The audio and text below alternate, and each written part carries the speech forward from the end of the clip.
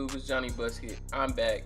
Season 20 is finally here. We got some new updates for the cube. We got some new updates for the mod even. It's gonna be a lot of fun. I want to direct you guys right off the bat to the links in the description. If you're new here, if you're new to the community, the link to the Discord is gonna be there. The link to the mod is gonna be there. The link to the database is gonna be there. Just a ton of links, and I'll direct you there a couple times throughout the video. But make sure you check it out if you're new. A lot of useful things are gonna be down there, including other videos that might help you out. So definitely check that out and get yourself plugged into the community. It's gonna take you a long way when it comes to this cube. If you're unfamiliar with the cube, there's some stuff down there that should help you as well. But I'm gonna jump right into it. We don't have a ton, but we have a ton, if you know what I mean. You guys know season 19 was season of C4 Flash. As many of you have guessed, he has been changed in tier. Not only has Flash been changed, there's some other new additions, some things have been moved around. I'm coining this update the Confrontation Invasion. When it comes to the mechanics of Confrontation, mechanics of blocking, even the MCs and cards involved in Confrontation and the rival set, we have a lot that is coming into the cube, and I'm gonna break it all down for you right now. So just to start off with the rule updates or the cube updates, block keyword has been changed a little bit. So if you have a card with the keyword block on it, it can now be used to defend yourself from any attacks. You don't have to be in a confrontation. It doesn't have to just be boss attacks. It can be any attack that you can discard a block for, and it will defend you from having to receive that penalty, whatever it may be. I'm gonna throw up some example cards right here up on the left. If a card does not give any explicit method for blocking, then we're gonna assume that it is block. Discard this card from your hand to avoid an attack. Disregard all effects related to plus X or character's cost increase, character's cost decrease, things like that. Things that have nothing to do with what we do here in Cube. You can totally disregard those. If the block actually has any meaningful reward for blocking, then you can take that. For the most part here in Cube, the only reward you're probably gonna get from a block is to destroy a card in your hand or discard pile. And I'll throw those up so you guys can see right there.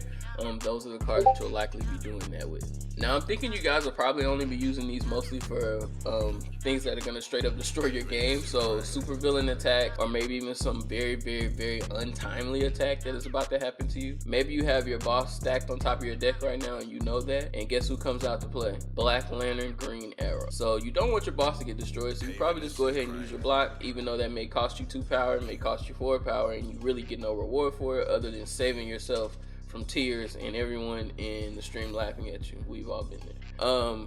But yeah, they can be used to defend yourself, so that's excellent. Now a block versus a defense is a little different. Those are two separate keywords. So a block isn't a defense, and a defense isn't a block. They both can be used to defend yourself, and they both can be used to avoid an attack, but they are not the same keyword. And that's important because there's MCs and maybe even other cards that refer to those keywords, and we don't want to get that idea confused. They are not interchangeable for each other. So just to kind of play out an example, Stargirl's text says that when you play a defense during your turn or you avoid an attack, you get to draw a card and then discard a card. Now, if you look at the text on the card, defense is in bold. That is a keyword. A block does not suffice for that keyword. Okay, so if you're on your turn and you play a block, you're not going to be able to draw and then discard a card.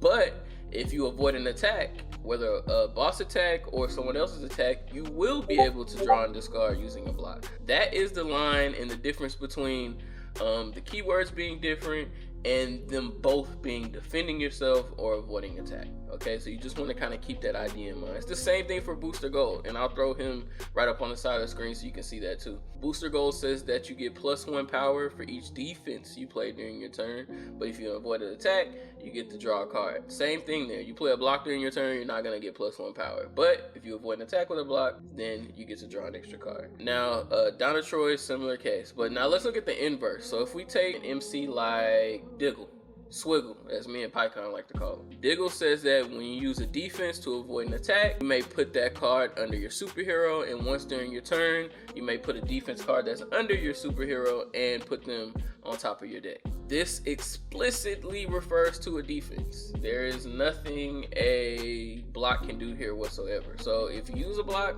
you're not going to be able to put them under your superhero. You're not going to be able to put that card that's underneath your superhero on top of your deck. Okay, none of that is going to happen. This does absolutely nothing for John Diggle. This is the same exact thing for the tier 2 flash that we got from Dark Knight's Metal. When you play a defense card during your turn, you get to draw. Same thing, is referring to the defense keyword. Block is a totally separate keyword. Now I hope through my extensive explanation just now and my obsessiveness with defenses and blocks, you now understand the difference. But just to drive that home, that's what's going on there. And that does it for the update for the block keyword. Now moving on to card quantities. So the card quantities in the main deck has changed. So now it's based on the card's cost. So if it's a card that costs 3 or less, there's gonna be no more than 3 copies in the main deck. If it's a card that costs 4 or 5, there's gonna be no more than 2 copies.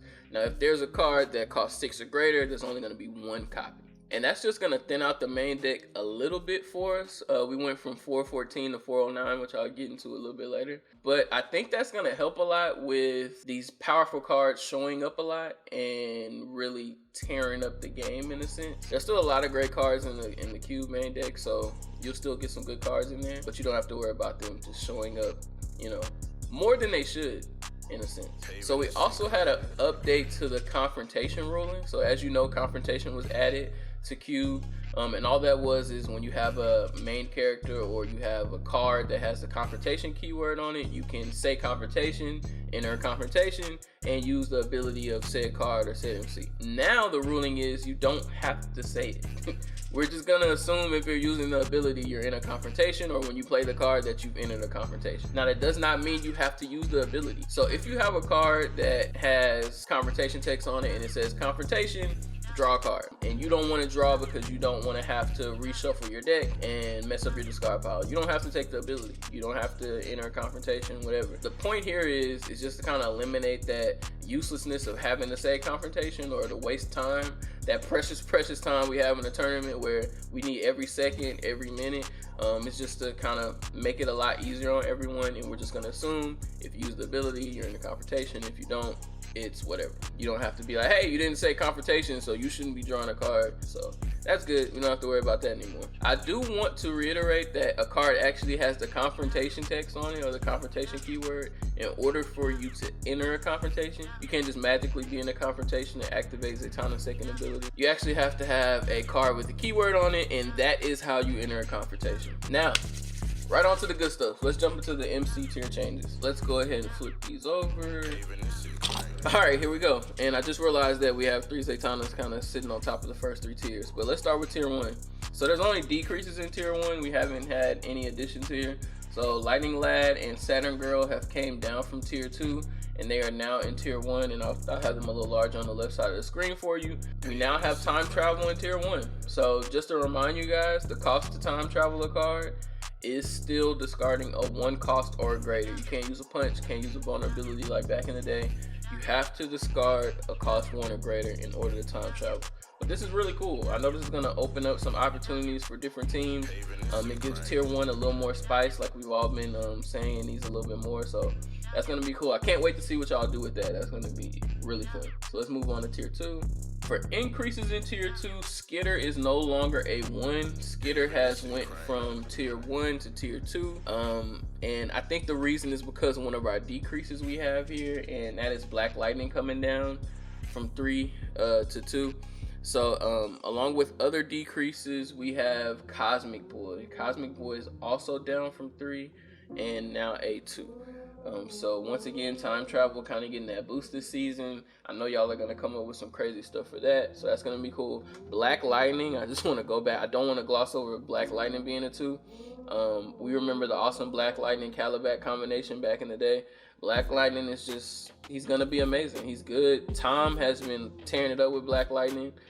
Even as a 3, so now that he's a 2, I know he's got some tricks up his sleeve, and hopefully we can get you a spotlight for that really soon, because he's got some cool teams. Tier 3, we only have increases here, so nothing has come down from 4, but we have a few cards that have went from 2 to 3, starting off with Captain Boomerang. Sorry, bunnies. I'm sorry, man. Like, Captain Boomerang is a 3 again. And I think this is just one of those changes along with his buddy C4 Flash where people just played it a lot, so it got moved.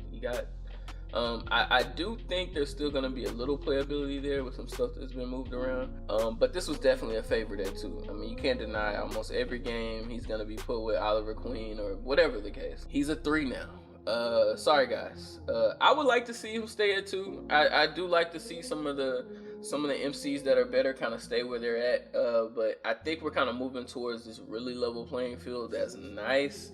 I think this is one of the ones we could have kept, but those of you that still want to use Boomer, you'll figure it out. I know you'll figure it out. The next one is Crisis 3 Sinestro. So this is the defense Sinestro where you get a VP every time you defend, and you can defend using VP. He has been moved up to a 3.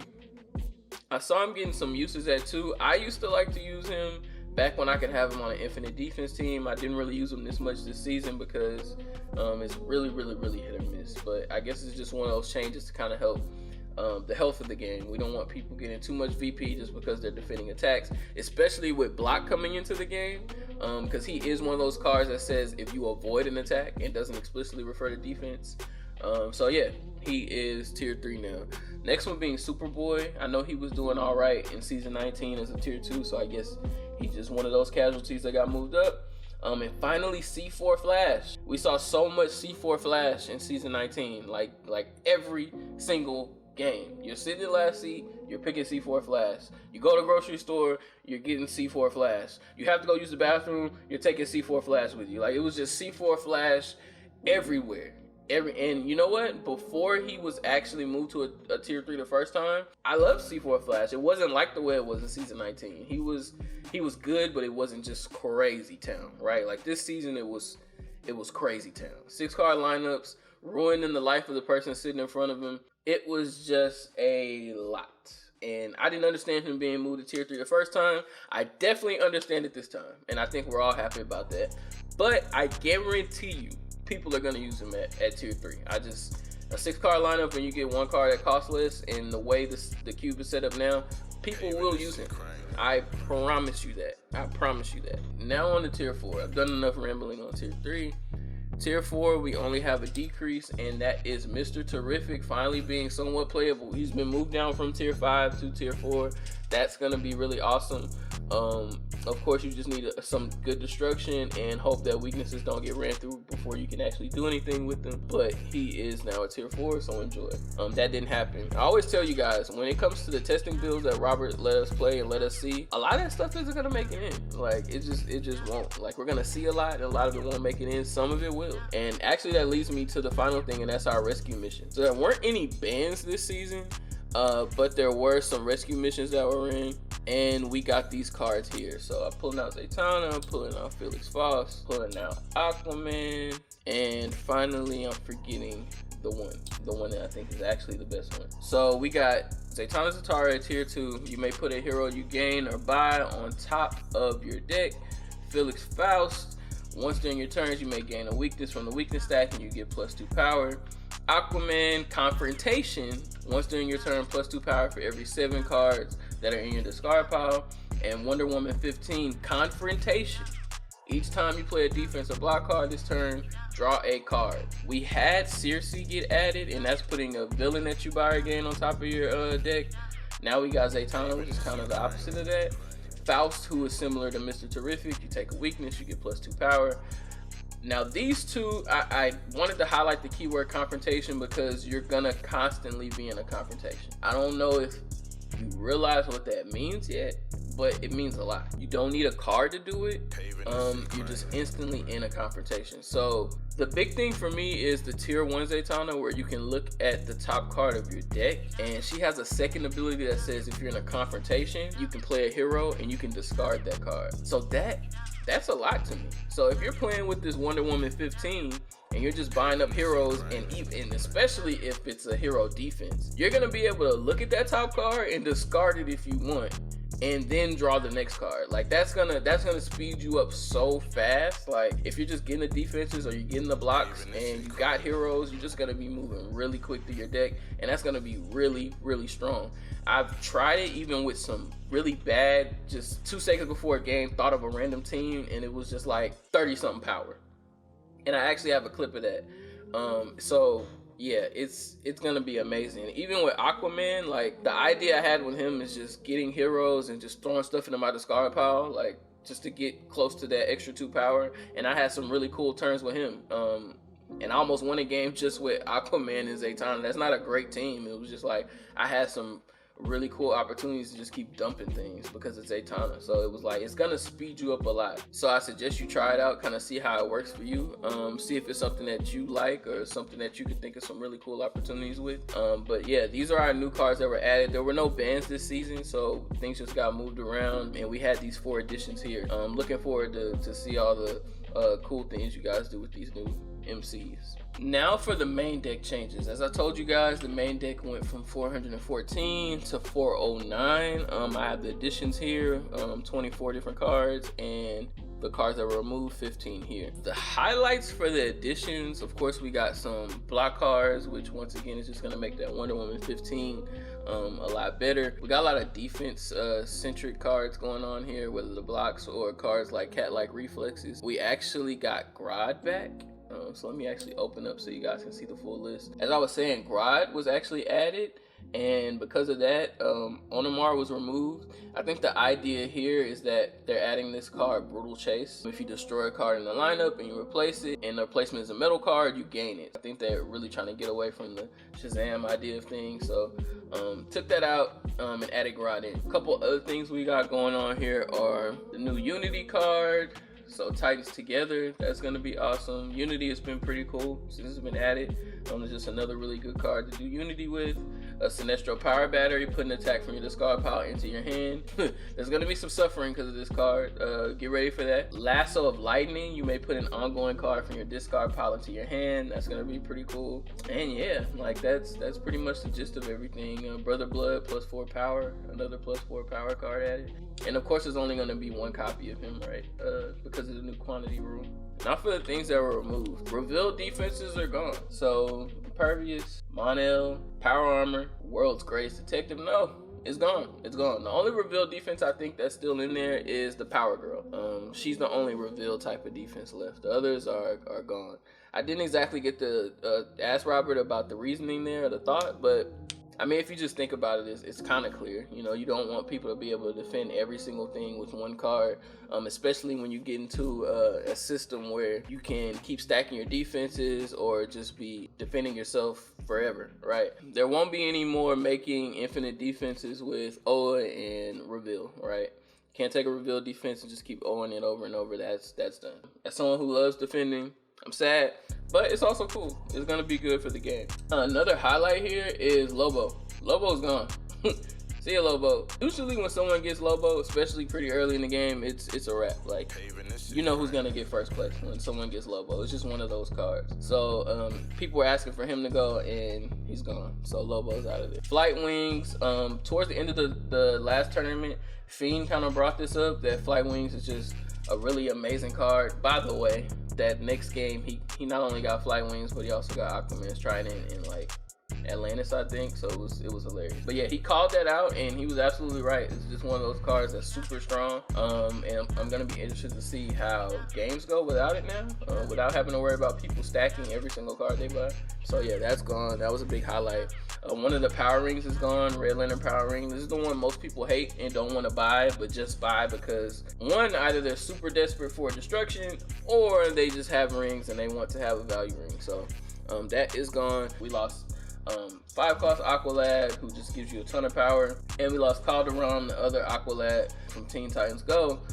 He is gone as well, and not to mention Impervious. So I don't know what Atlantis did to Robert, but he was on their case this time around. I guess the last thing I'll highlight about these removals are the cards that play something in the lineup. So Granny Goodness and Emerald Knight. There's still others, but these 2 specifically are gone. Maybe because the idea of quantity limitations, it was going to be a couple of those in there still. So, but they are gone. And the last thing actually with the main deck changes are the quantity changes. So you can actually go on the database and see what exactly has changed, as I mentioned earlier. But I did want to refer to that again. So quantities have been adjusted, and here we are with 409 cards in the main deck. Now, if you're ever wondering the exact stats, like how many attacks, how many defenses, how many heroes, I usually put it here, but there's actually just a link on the database. I want you guys to kind of get used to actually going there, or even using the bot, because it's really good for you. Like, if you guys want to do tournaments or competitive play, use the database, look things up, go on there, see how many cards are in the main deck, see which kind of cards in the main deck, see how cards perform. Go on there and kind of look through all those different things. It's gonna help a lot, I guarantee you. So yeah, you can go find that there, and that'll actually do it for all of our main deck changes. Now for super villains or bosses, because they're superheroes too, there's only 2 changes. So one, Slade Wilson has been removed. He is no longer in the boss stack, and Isabel Rochev is actually been added. She is gonna ruin some of y'all's day. Just like Power Ring, just like Owlman, like she's gonna piss you off. Because a lot of us don't play with MCs that let you retrieve cards from underneath your main character. So once she takes something, it's probably just gonna be gone. If you're not playing with someone like Sarah Lance and you lose your boss because of this attack, yeah, that's rough. There's other cards too, but for the main part, it's really just Sarah Lance is the one who's gonna save your life when you lose your boss, because most of them are villains. I guess she would be great if you actually get the player and you have someone like Felicity, but I doubt that's gonna happen. She's a 14 cost, so in cube she's a 16 cost, so she's most definitely gonna be one of the last cards. One thing I actually thought about, I didn't get to ask, like usually Gentleman Ghost has to be the last card, so there's probably some script in there where they won't show up together, where it's either gonna be Gentleman Ghost in the stack or it's gonna be her in the stack. But that's crazy. We have a 16 cost boss now. Talk about difficult trying to defeat. Like, it's hard to get to 15 sometimes unless you're just like steamrolling in a game and you know you're just sweeping up bosses and you got that momentum. So getting to 16, there's gonna be some games where everybody's gonna be staring at her for like until the clock runs out. So look forward to that. That will actually do it for everything we got right here. The last thing I want to show you guys is the update to the actual mod, update to the actual table. And shout out to BladeCom. Always keep his little icon over here in the top right. This mod is made by BladeCom. Robert actually goes in and makes adjustments and changes, but BladeCom's our guy. Shout out to him for actually setting all this up in the first place. But a couple changes that Robert's actually made. One, when you enter a table, there's like an audio effect. I don't know if he's gonna let us personalize the audio effect, but yeah, I actually have one where when I join the table, it does a little Batman transition sound from the old 60s cartoon, not cartoon, but the old 60s show with Adam West. And when bosses show up, there's another audio effect, so that's been pretty cool. I'm sure we're gonna get more involved with audio effects as he kind of builds on that. The other update is MCs have triggers, and I'll actually jump over and show you guys now, but just to kind of give you a quick little glimpse. Aquaman, Kyle Rayner, and Crisis Red Tornado, you can just right click and do their ability. So let's actually jump into that right now and I'll show you what that looks like. So what Robert has done for a few different MCs, he's added triggers on them so that you can right click the MC card and activate whatever ability that is. Now, 3 MCs are Aquaman 15, Red Tornado, and Kyle Rayner. So all I have to do is right click these cards and I get an extra little button at the top, as you can see there, and that's gonna activate their ability. Now the way this works is when you're drafting your MCs, what's gonna happen is you're gonna drag them over to one of your 6 open slots for your MCs and you're gonna place them there. Now what you want to make sure you don't do is stack them on top of each other or do something weird, like I think even making them float or something like that. You want to make sure they're actually in their slot, flat, not stacked individually, okay? And once you actually turn on turns, or even if you start a new game and start the first turn, these extra abilities will appear. For time's sake, I won't actually go back to the draft and show you guys all that stuff. Just know, don't stack them, and the abilities will show up as soon as the turns are activated, right? So if I come over here to Aquaman and I right click him, I hit count power, there's some text that shows up in the bottom left here. Cards and Johnny Busket's discard pile 10. Power Aquaman 15 can provide 2. Cards needed for additional power 4, right? So the more I add cards, that text changes. Let's take 10. Discard them. And if I do that again, of course now it says more cards in my discard pile, more power he can provide, and the number of cards I need to get another additional 2 power. You checking for power does not mean that you're using his ability. You're just getting that information and now you can make a decision. Do I want to pop his ability now Do I want to wait to buy more cards or discard more cards? And then you can say, hey, I'm activating Aquaman at this point, right? Now I'm gonna move back over to the white seat. I can still do the same thing. So if you're a player and someone has Aquaman, you can come over, right click their Aquaman anytime and see what they got going on in the discard pile. The whole table is gonna see that information, and you're gonna know for yourself what they can do with Aquaman on the next turn. There's nothing against that. You can definitely do that if you want, and see what they got going on the next turn. Now that doesn't work that way for these two. If you don't draft Crisis Red Tornado or you don't draft Tier 1 Kyle Rayner, you won't be able to activate their ability. If I make myself a deck, let's say that I played 3 types, and I want to activate my Red Tornado, I just right click, discard deck, and that will happen. If you're someone sitting in a different seat and you try to activate that ability, you're going to get a nice message in the chat that everybody can see, saying that you did not draft this character, you cannot use their ability. So I'll switch seats and see if I can show you guys that. And there you go. There's the message. Johnny Busket tried to use Crisis Red Tornado, but then remember they didn't draft it. Same thing with Kyle Rayner. If I come over here and try to use that ability, even though I'm not in the seat, it won't work. I'll get that nice little message and everyone can laugh. Now that I'm back over in this seat, I wanted to show you guys Kyle Rayner's ability. Let's grab that. Grab a couple punches. Alright. So Kyle Rayner has 2 buttons. One, you can check the requirement. It's going to tell you you can use Kyle Rayner's ability, or if you don't have enough types,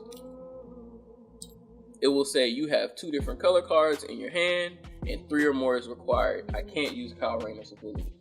Now the great thing about that text is people in other seats can't see that. So they're not going to know what's in your hand or what you're able to do with Kyle Rayner, even if you check it during your turn. That's huge. That's really, really cool. I'm glad that was added in. Now, if I come over here and right click, reveal and draw 5, it's going to discard the cards, showing which types and which cards that I discarded in the text box. And now I need to draw 5 manually. It was done that way because there's just a bunch of different situations where it can be interrupted. And maybe someone doesn't want to draw their 5 cards immediately because they want to do Robin or whatever the case may be. But yeah, that is how that will work. Once again, make sure before you actually start the game, you don't have your cards stacked or in any weird position so that these 3 can get their abilities. Other than that, this is a really cool addition. I'm really glad it was added. It's really awesome. I can't wait for you guys to actually be able to use these. It's pretty cool. And that's actually going to do it for the video. That was the last thing I wanted to show y'all. I'm going to pull this out and kind of show you the table update. A quick reminder that on May 22nd, that is the next TTS tournament. Make sure you guys come through. It's always fun. Free up your Saturday and come play some games with us. You can check out the whole tournament on my Twitch that day. I stream the whole thing, so that is twitch.tv/JohnnyBusket. Come hang out with us. We always get some good laughs in. But also Thursday nights as well. We have Thursday night games where I'm streaming on Twitch. Check those out. I'll be adding new content on YouTube soon, so you guys look for that. Like, subscribe, all those good things. I really appreciate any support you guys can throw my way. I'm just having fun playing the game, and I like bringing information to y'all, so any support is appreciated.